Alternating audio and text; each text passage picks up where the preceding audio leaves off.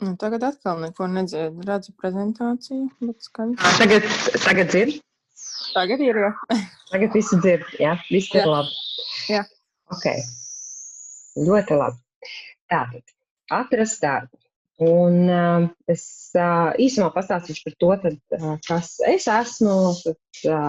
Mani sauc Anita Gaile, un es strādāju kā biznesa treneris un konsultants ar diezgan daudz dažādām lomām. Viena no tā ir tiešām būt par treneri un par konsultantu, lasot lekcijas par cilvēku un pārmaiņu vadību. Es darbojos arī kā coach un karjeras jautājumiem pievērsos doktorantūras studijas ietvarā, tiešām sākot pētīt par to, kas ir tas, kā cilvēki uzvedās darba vidē un darba tirgu vispār, jo iepriekšējā pieredze ir būt par personāla vadītāju, un tur atkal bija tā otra sadaļa, kas ir, kā tas izskatās tad, ja mēs esam tas darba devējs un kas tad tajā pusē notiek. Un jā, es arī veidoju tādus rakstiskus, praktiskus izdevumus, lai būtu kaut kādas tādas lietas, kas ir, ko paturēt rokās, un es ceru, ka kaut kas drīz arī radīsies tāds par karjeru. Un tad ķeroties pie tēmas, jau karjera diezgan daudziem izskatās šādā formātā šodien, vai ne? Tā tiešām ir arī manējā realitāte par to, ka šis te ģimenes un mājas lietas ir jāvar saturēt vienā līdzsvarā arī ar to, kas tad vispār notiek arī tādā darba un profesionālajā dzīvē. Un šodienas galvenie virsraksti ir par to, kā izveidot savu darba meklēšanas stratēģiju, kā definēt savas prasmes un kompetences, jo tas dienas beigās ir tas, ko darba devēji vēlās pirkt.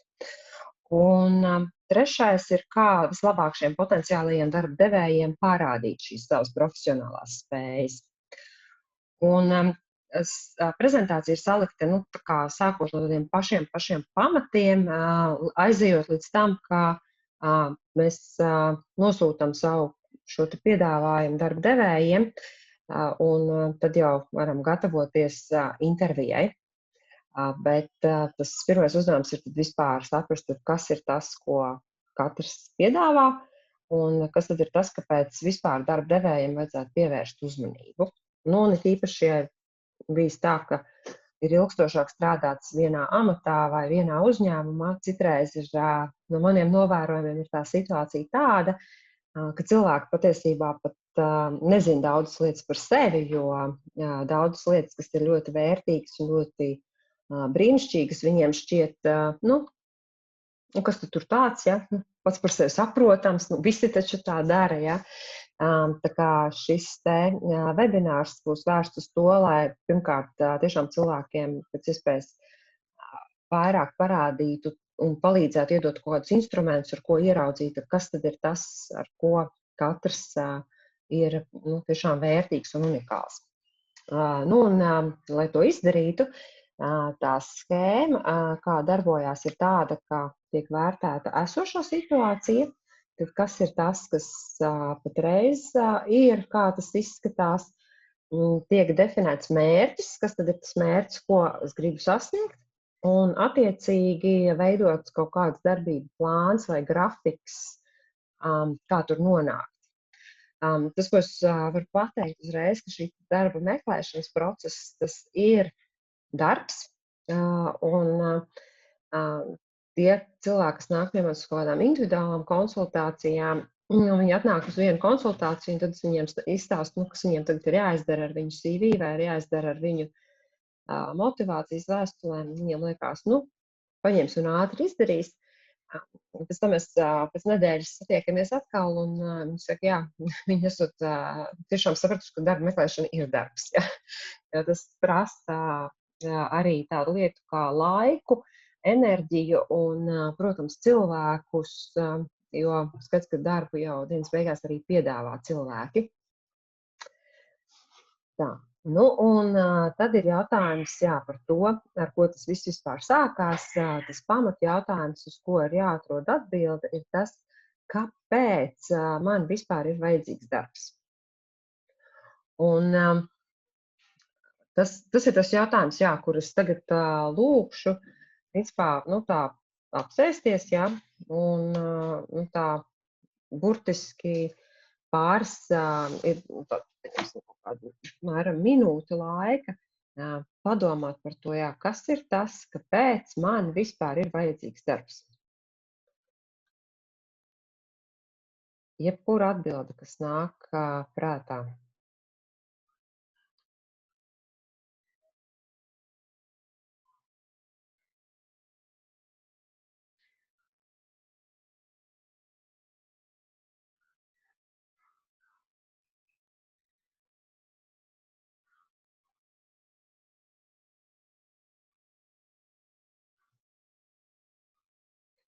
Nu, tad jau iespējams pirmā atbilde jau ir, kas var būt atalgojums, kas var būt drošības sajūta, kas var būt tas, ka tas darbs ļoti patīk. Jebkura no šīm atbildēm ir lieliska. Tad ir otrs jautājums, kāpēc jums ir vajadzīgs tas, ko jūs tur atbildējāt? Kāpēc, kas ir tas, kādiem mērķiem es izlietoju savu atalgojumu? Kāpēc man ir svarīgi, ka es viņu saņemu regulāri? Kāpēc man ir svarīgi darīt tieši šo darbu? Kas ir tas, kas tur ir tāds īpašs, ko tas man dod?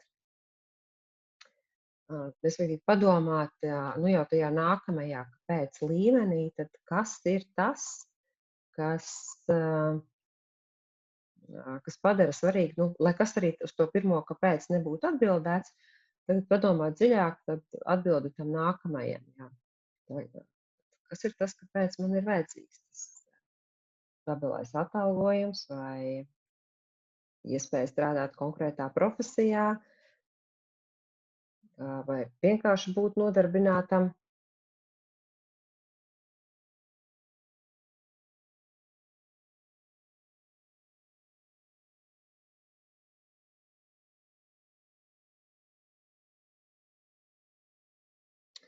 Pieņemu, ka šeit atbildi varētu nākt jau grūtāk, bet, lai paliktu vēl grūtāk, ir vēl arī trešais kāpēc. Kāpēc? Es atbildēju to, ko es tur atbildēju. Un tur var būt, atalgojums ir vajadzīgs bērnu pulciņu apmaksāšanai, tad kāpēc ir svarīgi, ka bērni iet pulciņās kaut kādos konkrētos. Ja atalgojums bija vajadzīgs, lai dotos ceļojumos, tad kas ir tas, kāpēc ceļojumi ir svarīgi? Ja jautājums bija par konkrētu profesiju un savu iespēju pielietot kaut kādas gūtās zināšanas, tad kāpēc ir svarīgi tieši kaut kādas konkrētās zināšanas likt lietā? Kas ir tas, ko tas dod man kā cilvēkam? Kas ir tās sajūtas un tas iemesls, kāpēc es to daru?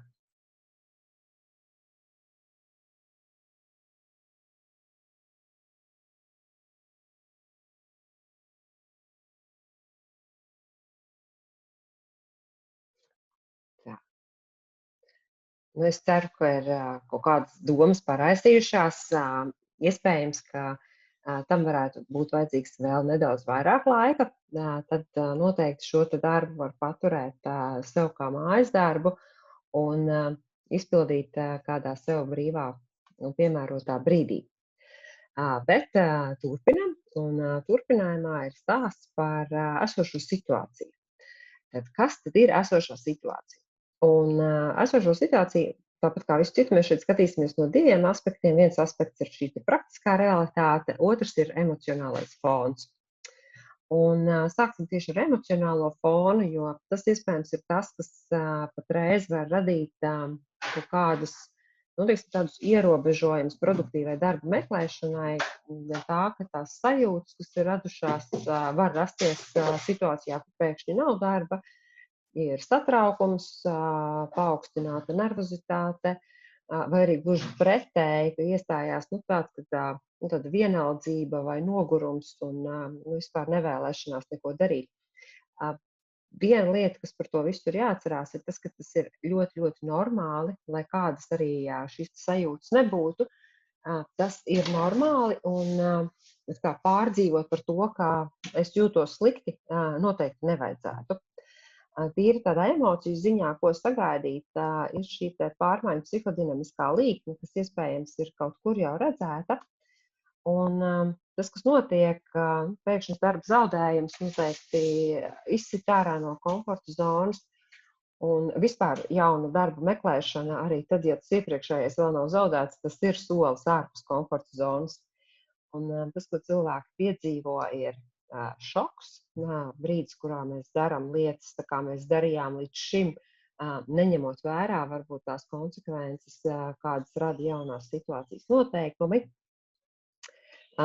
Ir nejūtīgums, tas, ko es teicu, kas īstenībā var justies diezgan vienaldzīgi pret tām visām situācijām, kas notiek apkārt, tā kā principā pat noliegt to, ka vispār ir problēmas, vai ka kaut kas tagad kādā veidā tas attiecās uz mani, vai ka tas varētu mani ietekmēt, vai iespējamo darba atrašanu.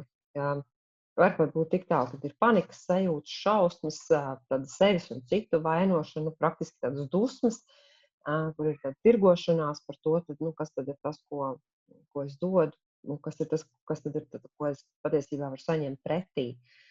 Zemākais punkts ir bezcerība vai depresija, viņi arī angļu valodā sauc, latviski pasaka depresija, tas vairs labi neizklausās, bet jā, bezcerības punkts, kurā ir skaidrs, ka šķietam nekam nav jēgas, un tā kā es varu darīt, varu nedarīt, nekas nemainās, jo arī nav redzams ne progress, ne attīstība, ne arī kaut kas priekšējošs. Kas labā gadījumā beidzās ar situācijas pieņemšanu, tad arī eksperimentiem, mācīšanās procesu, šī situācijas piekrišanas situācijai, kas arī noved pie tā, ka parādās apmierinātība, optimisms un tad šī jaunā komforta zona var iestāties, kad principā cilvēks jūtās labi tajā situācijā, kur viņš ir nonācis. Tā, ja ir kādi jautājumi, droši jautājiet. Ja nav, tad varam doties tālāk.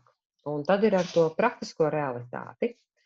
Un ar praktisko realitāti ir tā, ka tagad es atkal aicināšu paņemt papīra lapu un pievērsties šādai te sevis stipro un vājo pušu analīzai.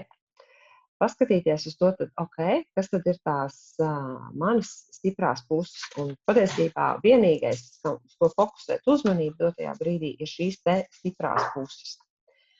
Jā, tad kas ir tas, ko es varu? Kas ir tas, ko es protu?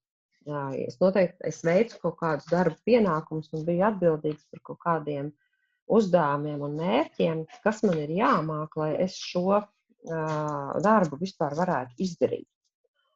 Un te es ieteiktu rakstīt ļoti, ļoti detalizēti līdz tam, ka gatavot PowerPointā prezentācijas un veikt tabulu apvienošanas Excel programmā vai vienmēr atrast pozitīvi, kurā konfliktā kāds ir radies darba vietā, vai es esmu tas, kas vienmēr atrod unikālākos risinājumus.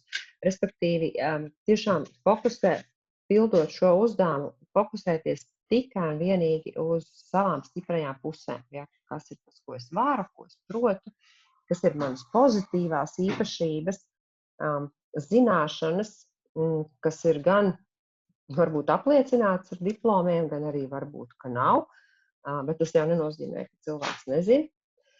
Kas man padodas, noteikti no tā darba pienākumu saraksta, kas mums katram ir kaut kādas lietas, kas mums patīk, un ir kaut kādas lietas, kas mums galīgi nepatīk. Tagad man atnāca maziņš asistents. Un parasti ir tas, kas man patīk, tas arī ir tas, kas ir manējais, jo parasti cilvēkiem ir tās idejas, kas tā izdodas un darbojas. Un, tagad es gribētu iedot laiku, atkal burtiski pāris minūtes, bet tā ļoti apzināti ieturēt pauzi lai jums ir laiks šīs savas stiprās puses tagad aprakstīt un pielikt tā.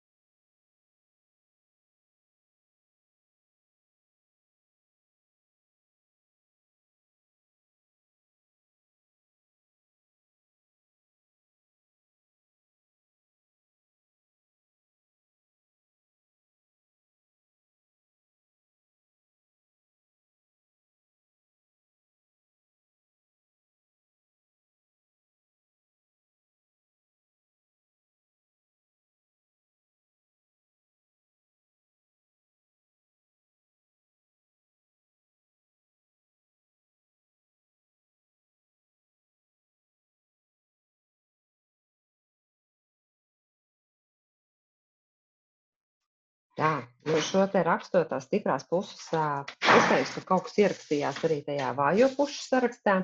Un tās vājās puses šeit ir tikai tāpēc, ka, protams, ka ignorēt nevar.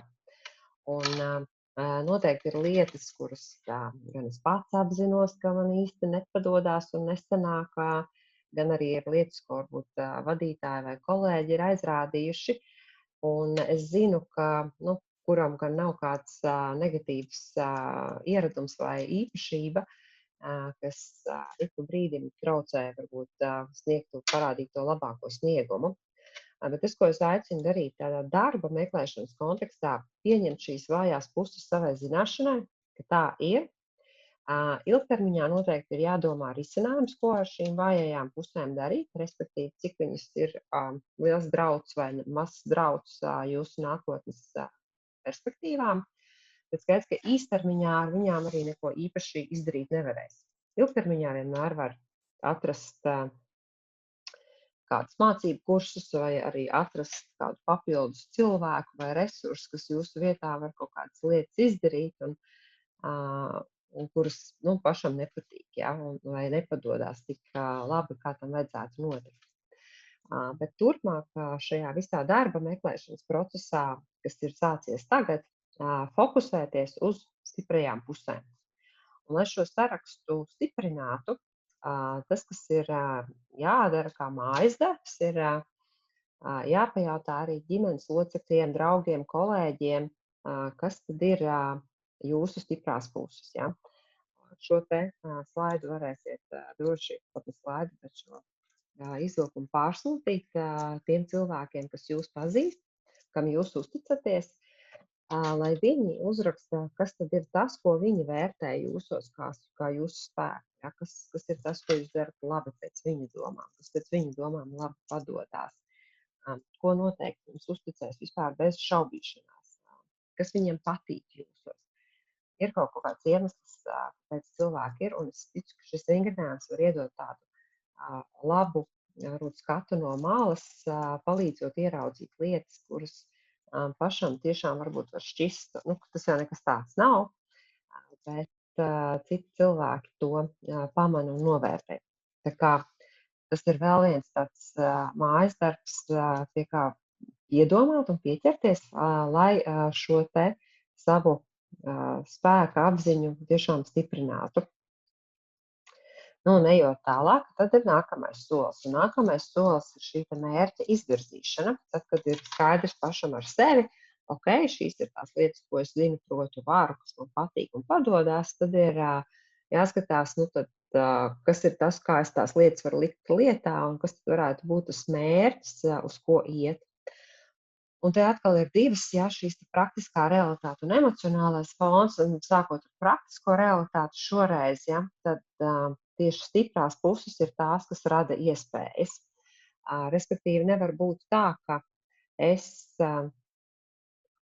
daru kaut kādas lietas un mēģinu kaut ko pasākt kaut kādās jomās, kur man īsti nepadodās. Ja? Un, tas tā kā nebūs ar rezultātu. Un tieši skatoties uz to, kas tas, ko es varu, protu, zinu, tas ir tas, kas var palīdzēt ieraudzīt, ja es tagad paceļu no šī sarakstā augšā acis uz darba sludinājumiem vai vispār uz pasauli, tad es varu ieraudzīt, kur šīs prasmes un zināšanas tiek ielietotas un kā tas darbojās.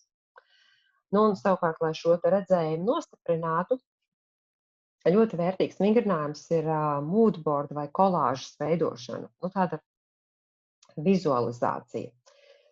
Mēģināt to savu nākošo darba vietu un darbu iedomāties un uzzīmēt. Var tiešām burtiski zīmēt, var meklēt bildes internetā, var griezt vecos žurnālus, bet mēģināt ar attēliem un vizuāliem tēliem atbildēt uz šiem jautājumiem par to, kāds ir tas nākamais darbs, kur tas notiek, kā tas notiek, kāda ir vide, kādi tur ir cilvēki, kādas tur viņiem ir attiecības, kas ir tie darba uzdevumi, ar ko es strādāju, kas ir saturs, kas ir varbūt tie rezultāti, ko es radu, respektīvi mēģināt vizualizēt. Ja? Un šis ir tāds arī viens no moodboardiem, ko es esmu veidojusi, un vienkārši mēģināt ieturēt un saprast, kas ir tas, tad, kā es gribu, lai tas dienas beigās izskatās un ir. Un kas ir tās sajūtas, ko tas rada. Lai tajā brīdī, kad es tur nonāku, lai es saprastu, ka šis ir noticis. Ja? Šajā gadījumā šis moodboards vēl joprojām dzīvo un gaida savu piepildījumu. Bet metode strādā, esmu pārbaudījis arī ar citiem attēliem. Nu, un tad, kad mērķis ir izvirzīts, tad ir jāķerās pie tādām lietām, kā tāda, lai kas arī nebūtu tas, kas tad ir tas nākamais vēlamais darbs un kāpēc tas ir svarīgi. Ir svarīgi arī saprast, kas ir tās alternatīvas, kā es varu vispār šo te darbu atrast, vai kur es to varu atrast, vai arī iespējams, ka vienai daļai cilvēku izrādās, ka mērķis beigās nemaz nav atrast darbu, patiesībā mērķis ir atrast veidu, kā nopelnīt naudu, jo iespējams, ka tas darbs nebūtu nav vēl tā lieta, kas jau tik jau ļoti patīk un ir vajadzīgs. Bet naudu, protams, ka vajag, vai ne? Un tas, ko es iesaku darīt, kas ir tiešām ļoti, ļoti, ļoti labs vingrinājums, ir pamēģināt 100 idejas uzrakstīt 8 stundu laikā. 8 stundu laikā izdomāt 100 idejas, kā tad varētu atrast darbu, vai kas tas vispār varētu būt par darbu, ko darīt. Nu, tāds ļoti radošs vingrinājums, un tajā laikā ir arī tāds ļoti, es teiktu, tādu pašvērtību veicinošu. Es pati to esmu izpildījusi situācijā, kur biju palikusi uz darba, un viegli nebija, galīgi nē, bet tas, ko es noteikti varu pateikt, ka tas ir iedevis tādu fantastisku sajūtu par to, ka es varu. Un es zinu, ka es pēc tam uz visādām problēmām un uz visādiem izaicinājumiem vienmēr esmu skatījusies ar šo prizmu, ka, ja tā tiešām ir problēma, tad es varu 8 stundās izdomāt viņai 100 risinājumus. Tas ir tas, kas tiešām ļoti palīdz arī izvērtēt to, cik tā viena vai otra situācija ir laba un cik viņa darbojās vai nedarbojās. Tā, nu un tad, ja tagad tās alternatīvas ir, tad ir vizualizācija, ir radīts kaut kādas alternatīvas, tad, protams, pienāk viens brīdis, kad ir ļoti skaidri jānoformulē, kas tad ir mērķis. Un smart princips man šķiet ir kaut kas tāds, ko zina pilnīgi visi, pilnīgi visās vietās. Un tam ir jābūt pirmkārt precīzi definētam, mērāmam, izmērāmam, sasniedzamam, tādam būtiskam un svarīgam. Ja, tāpēc bija tie jautājumi par to, kāpēc, lai tiešām būtu tas, ka tam ir jēga un svars. Ierobežotam laikā, īpaši saistībā ar darba meklējumiem, mēdz būt tā, ka darbs var atrasties ļoti ātri, darbs var meklējumā paņemt ilgāku laika periodu, ņemot vērā kaut kādus krīzes radītās apstākļus, iespējams, ka ir kaut kādi parametri tajā visā jāmaina, tāpēc ir ļoti labi, ka ir zināms termiņš, tad līdz kuram laikam, tad ko es daru. Tajā brīdī, kad tas termiņš pienāk, tad es varu paskatīties un pārdomāt, ka varbūt ir kaut kādas lietas, kas ir jādara citādāk. Svarīgi, ka šie mērķi ir saskaņā ar sevi.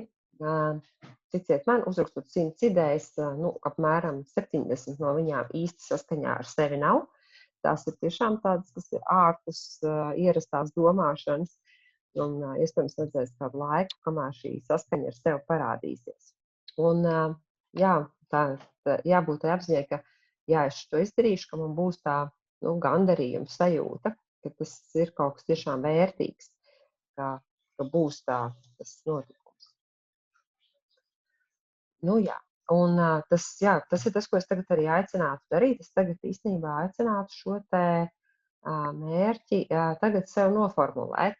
Tieši šajā darba meklēšanas kontekstā, tad, ja man ir jādefinē mērķis, tad kā skan mērķis, meklējot, kāds būs tas mērķis manam darbam.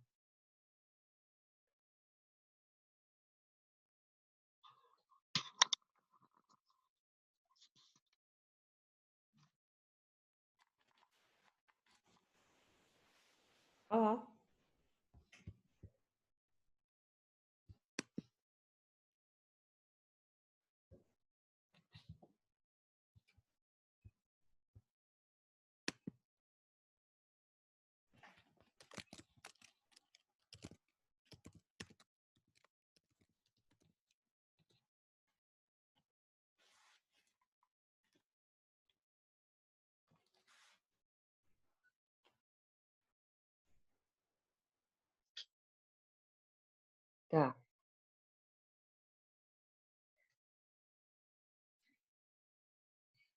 Tad turpinot par to mērķu izvirzīšanu. Kāds tad ir mērķis darbam? Un meklējot darbu, mērķa formulējums varētu izklausīties apmēram šāds. Varētu arī būt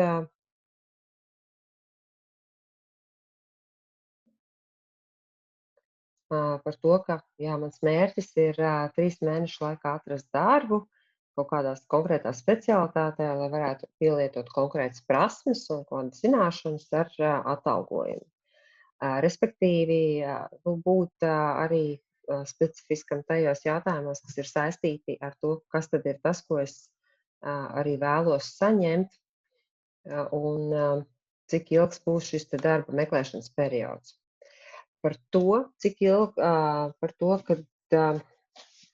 ilgstošs ir šis darba meklēšanas periods, tur ir 2 apstākļi, kas ir jāņem vērā. Viens ir, protams, tas, cik ir vispār šīs finansiālās iespējas, otrs, protams, kas ir ar situāciju darba tirgu. Tas nozīmē to, ka, ja finansiālās iespējas ir ierobežotas, tad iespējams, ka varētu būt, ka ir jāsamierinās ar kaut kādu zemākas kvalifikācijas vai zemāk apmaksātu darbu. Ja ir iespējas veltīt vairāk laika darba meklējumiem, tad ir iespējas turēt šo arī savu pieprasījumu un ambīciju pēc gan prasmu pielietošanas kapacitātes, gan arī pēc atalgojuma jau krietni augstākā līmenī.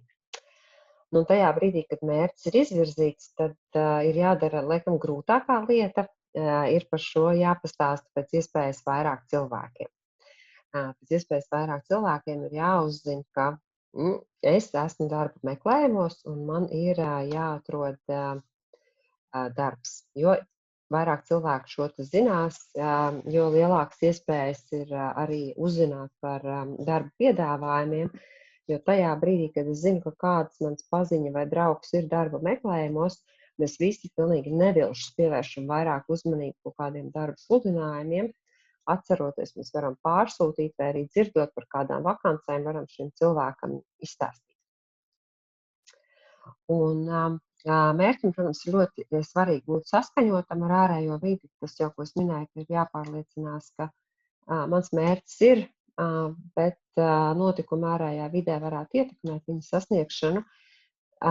Lai kas arī ārējā vidē nenotiktu, man nav jāmaina mans mērķis, bet man noteikti ir jāpaskatās, lai, kā tas, ko es teicu, ka man joprojām ir resursi šo te mērķi piepildīt. Es varu pārcelt termiņus, es varu pārcelt kaut kādus savus pieprasījumus un ambīcijas, bet turpināt to darīt. Un jā, tas ir tas, kā mērķi arī drīkst mainīt. Citreiz mēs baidamies izvirzīt mērķi, jo, ja es šitā pateikšu, tad kas notiks?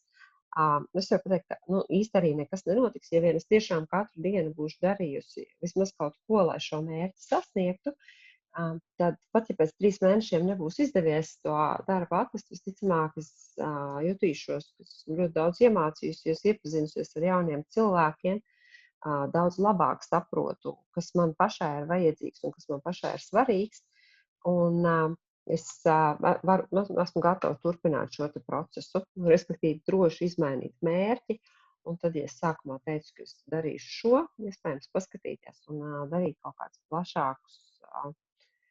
plašākā laukā vai darīt kaut kādās citās nozarēs un izpētīt, kas un kā tad darbojās. Tā. Un tas, kas ir ar šādu definētu mērķi, vai, principā tas ir tāds lēmums, ka es meklēju darbu, un viņš tad kaut kādā laika periodā jāatrod. Faktiski tas nozīmē, ka tā ir gan tāda atļauja darīt, gan arī atbildība par to, ka tas ir jāizdara. Šeit atkal ar to atbildību palīdz tas, ka jau es vairāk cilvēkiem esmu izstāstījis, ka man vajag atrast darbu, tad skats, ka ir kaut kas jādara, jo tad jau sanāk, es tos cilvēkus būšu pievīlis, un tas īsti labi nav. Bet, protams, tas moments ir to, ka es pieņemu lēmumu, es tad tieši un darīšu, tad jūs, kā katrs var atcerēties situāciju, kur jūs tā izdarījāt, un jūs zinat, ka tajā brīdī, kad tas lēmums ir pieņems, parasti ir arī enerģija, lai šo lēmumu īstenotu. Tā. Tas mērķa formulējums, kas tad ir tas mērķis, kā tu formulē to savu mērķi. Tagad jau visu varbūt pārdomājot un saliekot kopā, kas būtu tas formulējums, ko tad nozīmē, kā tu formulētu to, ka mans mērķis ir.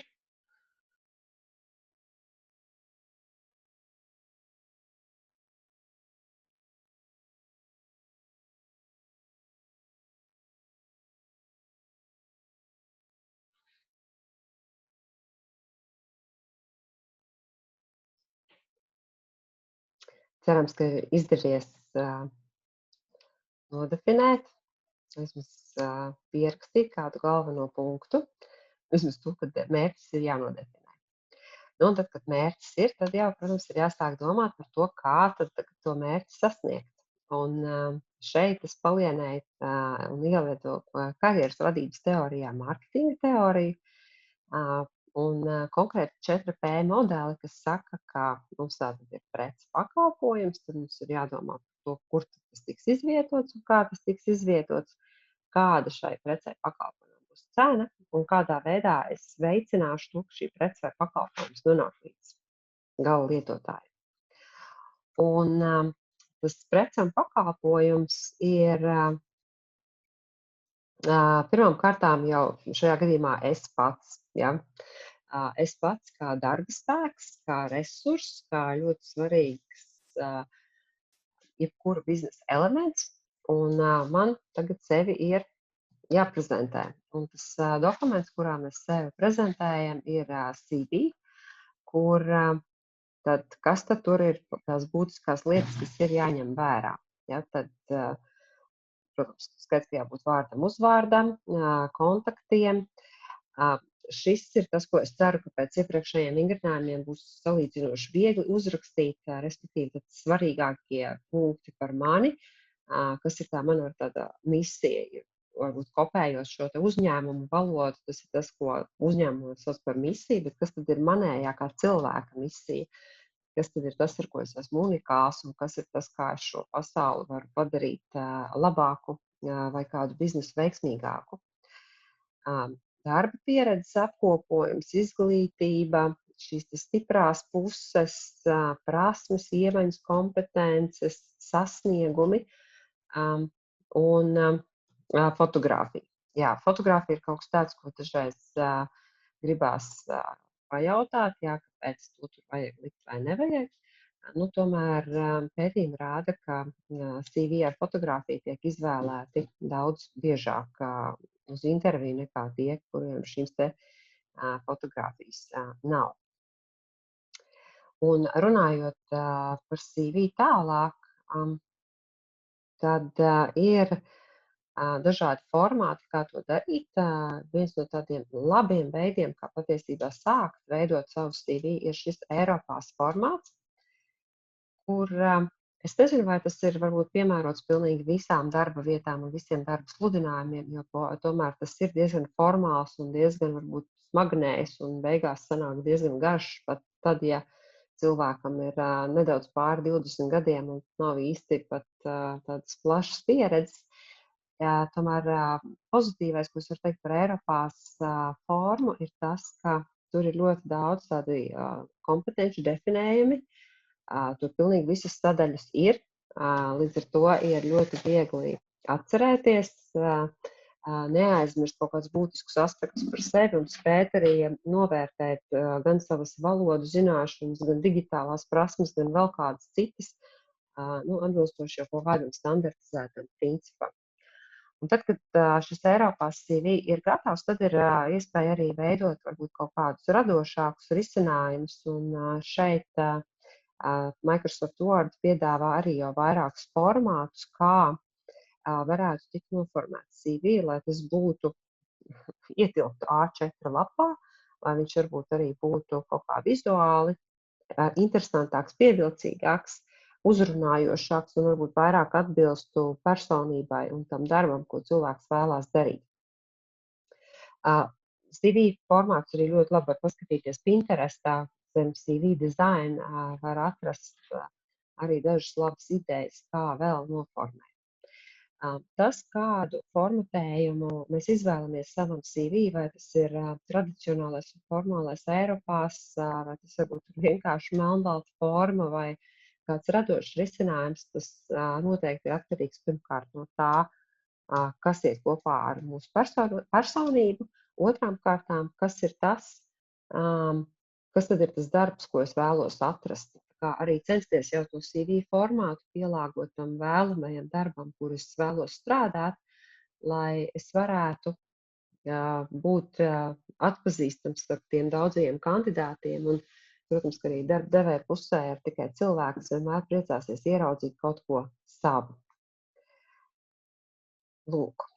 Tad otrs dokuments, kas ir stāstu par cilvēku, ir motivācijas vēstule, kur ir jāraksta tad, ja tā tiek prasīta. Ir dažādi scenāriji, ir brīži, kur tos motivācijas vēstules prasa, ir brīži, kur nē. Tāpēc ir, tas ir jāizvērtē, vai vajag rakstīt vai nē. Ir bijušas sarunas ar diskusijas ar dažādiem cilvēkiem. Skaidrs, ka motivācijas vēstule ir papildus piepūle gan tam, kurš viņu raksta, gan tam, kuram viņu vajadzēs lasīt. Tāpēc vienmēr ir jāskatās, vai ir pieprasījums vai nē. Ja ir, tad ir jāraksta. Un kas ir tas, ko raksta motivācijas vēstulē? Motivācijas vēstulē pirmais jautājums, uz ko ir jāatbild, ir, kāpēc es vēlos strādāt konkrētajā uzņēmumā, amatā, un kāpēc konkrētais darba devējs vai konkrētā darba vieta man šķiet pievilcīga. Respektīvi, man ir jāuzraksta šī vēstule tā, lai tas cilvēks, kas lasīs motivācijas vēstuli, viņš pirmajā teikumā izlasītu to, kāpēc viņš vai uzņēmums, kurā viņš strādā, ir lielisks.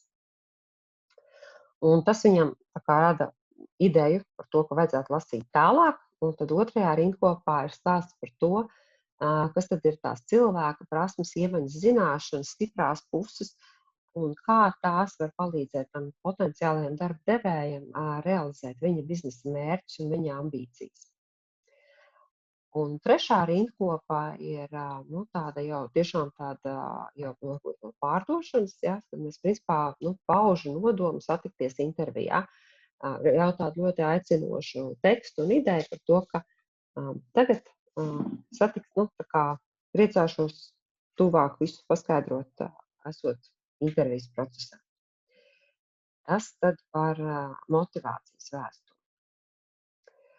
Tad nenoliedzami ļoti populāras lietas ir dažādi sociālie tīkli, un viņi ir nenovērtējams atbalsts darba meklēšanas procesā, un būšana tajos, faktiski ir, tā ir tā viena lieta, kur skaidrs, ka, piemēram, LinkedIn ļoti aktīvi tiek izmantots atlases pusē. Līdz ar to ir vērts, ka mans profils tur ir, lai cilvēki varētu iesaistīties un iespējams atrast mani starp daudziem citiem, kuri arī varētu būt atbilstoši kādam konkrētam amatam.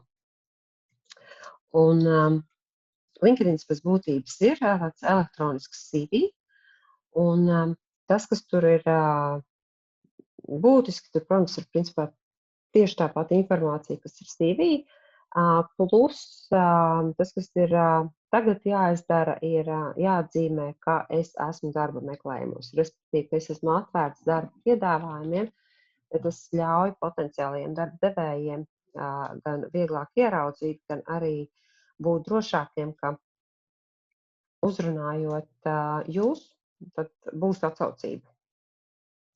Tas ir tāda viena lieta, ko ir svarīgi piezīmēt.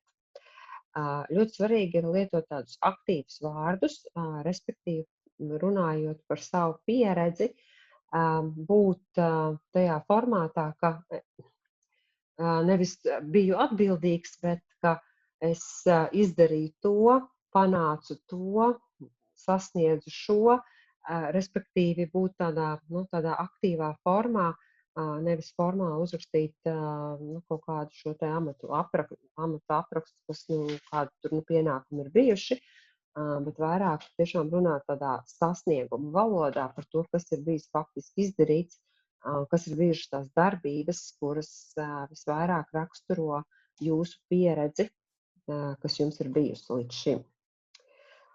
Minēt pilnīgi visas savas zināšanas, prasmes un kompetences, jo ir skaidrs, ka strādājot ar sociālajiem tīkliem, ir jāapzinās, ka mums pretī ir robots, kurš nemēģinās neko izfantazēt, un viņš nevarēs izdomāt, ka, ja, piemēram, man darba pieredze ir strādājot bankā, ka noteikti tāda prasme kā banku vadības zināšanas ir, tad automātiski viņš tur ir. Cilvēks, kurš lasa CV, viņš to izdomā nejauši. Savukārt robots, kurš meklēs cilvēkus ar atbilstošu pieredzi, viņš meklēs pēc šī te ieraksta, kas ir banking skills. Un tas ir arī tad jānorāda, vai tā ir pārdošana, vai tā ir sadarbība komandā, vai tās ir labas prezentācijas iemaņas, vai tās ir kaut kādas specifisku programmu zināšanas. Jebkas, pat ja liekas tīrais sīkums un varbūt netik svarīgi, ja tas ir kaut kas tāds, ko jūs zinat un protat, noteikti pieminat. Un tas, ko vēl, piemēram, LinkedIn piedāvā ir šīs references, lai palūgt, lai draugi apliecina, ka konkrētās kaut kādas prasmes piemīt, un katrā ziņā šī te aktivitāte LinkedInā noteikti ir arī tas, kas pievērš gan darba devēju uzmanību, gan arī īstenībā tas algoritms ir uzbūvēts tā, ka jo es tur aktīvāk darbojos, jo arī Arī šis robots patiesībā aktīvāk piedāvā mani kā iespējamo kandidātu. Ja? Tā kā tur arī ir svarīga šī tāda darbība, tad arī tādā diezgan aktīvā formā, domājot arī par tādu sava profesionālā tēla veidošanu, tad kas ir tie raksti, ar ko es dalos, kas ir tās idejas, kuras es atbalstu, un kādās diskusijās un sarunās es iesaistos. Protams, ir jāņem vērā, ka darba devēji skatās pilnīgi visos sociālajos tīklos, tā kā arī, ja es izmantoju vēl kādus sociālos tīklus, tad ir jābūt drošam par to, ka tas, ko es daru, un tas stāsts, kas par mani tur parādās, ka viņi ir salāgojami, un nav tā, ka kāds varbūt nespēlētu man par labu.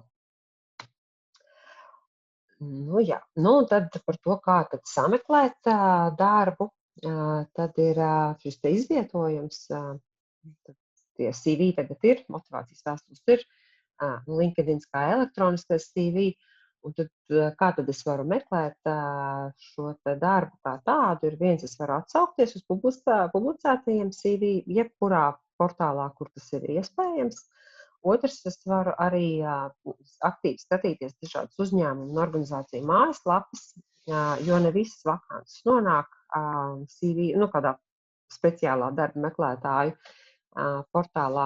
Ir arī tā, ka uzņēmumu daļa vakanču patiešām tur kā pie sevis savās mājaslapās. Viens tas, ka jebkurš CV, jebkurš sludinājuma izvietošana maksā naudu, un uzņēmums var izvēlēties, viņš publicē kaut kādu vienu daļu vakanču, viņš publicē sabiedriskajā telpā, un vienu daļu vakanču, kuras viņš iespējams publicē tikai savās mājaslapās.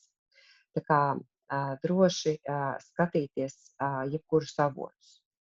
Otrs ir veids, kā darīt, ir piedāvāt savu kandidatūru. Es jau pieminēju šo stāstu ar draugiem un radiem. Ja, tad tas ir noteikti kaut kas tāds, kas ir jāstāsta un visiem jāzina par to, ka es meklēju darbu, lai viņi var palīdzēt man šo darbu atrast. Un iespējams arī veidot kaut kādus aktīvos, tādus interaktīvus CV vai infografikas vai fotogrāfijas, vienkārši izstāstot par savu vajadzību arī šajos sociālajos tīklos. Un, ja pirms pāris gadiem tas bija tāds, kas tad tas tāds ir, tad tas, ko es novēroju, ka pēdējās gados jau aizvien aktīvāk šādas te formas parādās, kas ir īstenībā tikai labi. Strādā arī tas, ka var nosūtīt CV uzņēmumiem, kuros vēlētos strādāt, bet viņiem patreiz vakanču nav. Šis formāts arī noteikti kaut kas tāds, ko ir vērts izmantot un par ko padomāt. Un zvanīt uz uzņēmumiem. Tas varētu būt tāds riktīgs pārdošanas vingrinājums, bet nav neiespējams, ka arī varētu nostrādāt. It īpaši, ja šos te kontaktus var iegūt caur draugiem paziņām, tad ir vērts noteikti arī sazināties un pārunāt savu vajadzību un iespējas sadarboties. Un var arī pieteikt savu kandidatūru dažādiem galvu medniekiem, vai headhunting kompānijām. Tas ir atkarīgs no tā, cik liela ir mana ambīcija, kādā amatā tieši pieteikties. Scenāriji var būt dažādi. Tad ir stāsts par vēlamo atalgojumu, un vēlamais atalgojums ir kaut kas tāds, kas vienmēr ir tāds drusku karstais kartupēls abās pusēs. Un skaidrs, ka tas ir tāds līdzsvaru punkts starp to, kas tad ir piedāvājums un pieprasījums. Tas būs ļoti atkarīgs no tām prasmēm, kompetencēm, sasniegumiem, kas var tikt piedāvāti. Ejot uz intervijām, ir labi zināt par to, kāds tad atalgojums ir konkrētā līmeņa speciālistiem, jo no savas jau kā darba devēja puses var pateikt, ka tas ir viens no tādiem kritērijiem, pēc kā vērtē, vai cilvēks būs atbilstošs kandidāts, tas, cik viņš atbilstoši atalgojumu jautā, un tā atbilstība tiešām tiek mērīta par to, cik tad vispār tirgū konkrētā kompetence maksā. Un parasti tie, kas ir labi speciālisti, viņi arī ļoti labi pārzina šo informāciju. Viņi nemēģinās prasīt kaut ko, kas ir ļoti, ļoti zemas salīdzinoši, vai prasīt arī kaut ko, kas ir nesamērīgi augsts pret tirgu. Jā, tad tā situācija darba tirgu, tas ir kaut kas tāds, kas ir atkal jāmonitorē visu laiku, jo īpaši ņemot vērā šīs te Covid krīzes izraisītās ekonomiskās sekas varētu būt kaut kādas, latviski sakot, fluktuācijas, kuras noteikti tad ir jāņem vērā un jāskatās, un kuras bieži vien nevarēs uzzināt jau tikai interviju procesā. Un tad noslēgumam jau tuvojoties par to, tad, kas ir svarīgi, svarīgi ir apsēsties un patiesībā salikt plānu. Kas ir tās darbības, ko es darīšu, kuru dienu es gatavošu CV, kad es rakstīšu piedāvājumus, kad es iešu uz intervijām, kad es kaut kādā veidā atgādināšu par sevi, saviem draugiem, paziņām vai klātienē vai sociālajos tīklos. Katrā ziņā kaut kādam šādam darbību plānam vai darbību kartei ir jābūt, lai pirmkārt nebūtu tā situācija, ka man par to, ka man nav darba, ir jādomā visu laiku. Šādi nevajadzētu šādu darba meklēšanas procesam pieiet. Vajadzētu noteikt tā, ka ir dienā noteikti stundu skaits, kad es aktīvi meklēju darbu un aktīvi iesaistos dažādās aktivitātēs, kas ir saistīts un vērstas uz to, lai es šo darbu atrastu. Un pārējā laikā es savukārt daru visu, lai es atjaunotu savus personiskos resursus, izglītojos, sportoju, atpūšos, lai rīt no rīta atkal varētu turpināt darba meklējumus. Un tad, saliekot kopā, viss šis process patiesībā ir diezgan garš. Ja, mēs sākam ar to savu izvērtēšanu, vēlamo darba vietu, aktīvu to darba meklēšanu, ieteikšanās uz vakancēm, kas ir darba intervijas, darba piedāvājums, pirmā darbdiena. Principā tas darba meklēšanas process noslēdzas tajā brīdī, kad ir beidzies pārbaudas laiks. Un līdz tam ir skaidrs, ka tāda aktivitāte tajā, kas vispār ir darba tirgū, kas notiek un kas nenotiek, protams, saglabāsies, jo arī sākot darbu kādā uzņēmumā, pārbaudas laiks jau ir ne tikai cilvēkam, pārbaudas laiks jau ir arī pašam uzņēmumam. Un noslēdzot tad kopsavilkumam par to, tad kā to stratēģiju veidot, atbildēt uz jautājumiem sev, kāpēc man vispār ir vajadzīgs darbs, ja, kas tas esmu, kas ir tas, ko es patiesībā gribu. Definēt savas prasmes un kompetences, ja, fokusēties uz to, ko es varu un protu. Un trešais, kā vislabāk izstāstīt šīs spējas, ir padomāt par to, kā tas, ko es zinu un protu, varētu palīdzēt darba devēju. Kā es teicu, ja, darba meklēšana ir darbs, un tad ir vienīgais, kas atliek, ir novēlēt veiksmi darbā.